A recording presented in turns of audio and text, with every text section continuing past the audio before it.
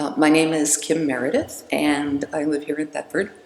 I first heard about the Parish Players when I was living in Brooklyn in the late 1970s, and I sang in a choral group in Brooklyn Heights, and I met another alto, and we started to be friends. And one night she said to me, "So what do you do?" And I said, "Well, I'm a travel agent." And she said, "No, but I mean, what do you do, And I said, "Nothing really." And she said, "But you're an actor, right?" And I said, "No, not me." And that was Linda Strohmeyer. And she said to me at that point, "Well, you will be." And I really didn't know her very well. So, I had no idea where this prophecy was coming from. But as I got to know her, I got to hear lots of stories about the Parish Players and the people up here and her experiences and David. And Linda and I eventually became roommates. We got an apartment up on West 95th Street. And David would come down to shop for shows and sleep on our couch. And so I got to know him and also their daughter Maggie. And it was a pretty wild time in New York at that point.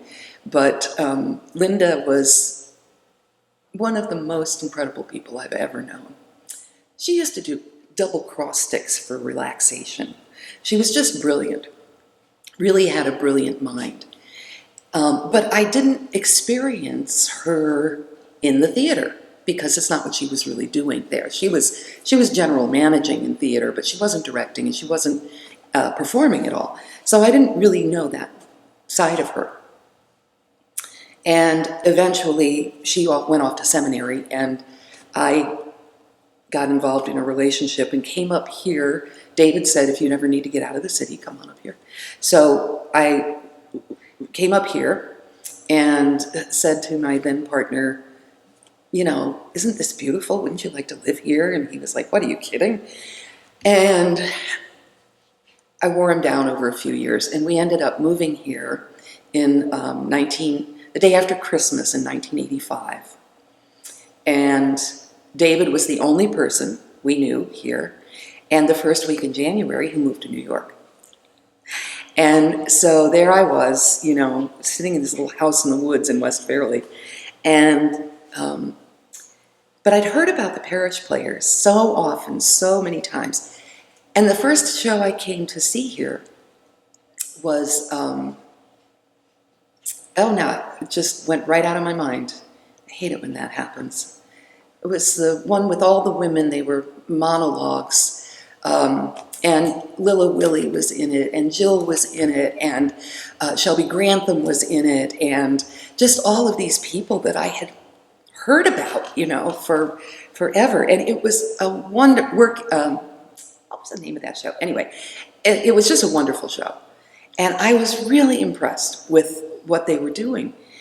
And so I had done a little bit of acting just before I moved up here. And so I thought, well, I'll audition for a show. And I did a one act. The first thing I did with Parish Players was a one act, which is not even listed on the boards out there. But it was by John Guare, and it was a two-person play, and it was great fun. I loved it.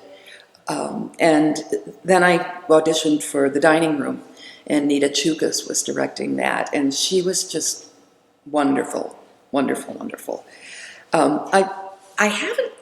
I think a lot of people think I've done a lot of work at Parish Players, but I really haven't done a lot. And there have been, sometimes several years go by before I do another role here. But I love working in this theater. I love the people who work in this theater and who are so committed to it. When I first worked here, there was a big old wood stove over in the back corner, and there, we had the outhouses. And if you were on stage, you were really hot, and if you were backstage, you were freezing your butt off. I mean, it was just so extreme. And when they did the renovations, it was like, wow, this is so cool, But it's just been a wonderful, I've never had a bad experience here. I've worked with some wonderful people. I've had some really great directors. I got to do an original play, which was really wonderful, and the playwright kept rewriting and handing us, and we finally said, okay, that's enough. We've learned it now. No more changes. But I love working here, and I did love Lost in What I Wore here last spring with M. Kaufman directing, and Kay Morton was in it, and Darby Hebert, and I mean, it was just a wonderful. I just love it here. This is like home. This is like home, my theater home.